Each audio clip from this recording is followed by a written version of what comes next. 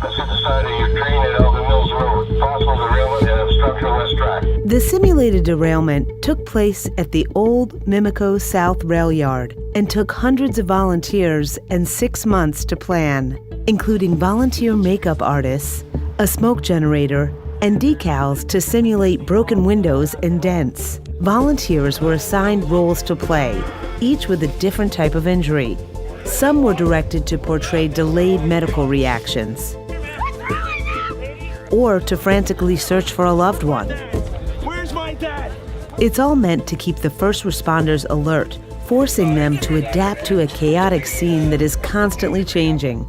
This exercise is about learning, planning, and the safety of all Metrolinx employees and customers. Safety is just non-negotiable, and it's really important that should there be a bad incident, that we know how to respond and that we do it as well as we can.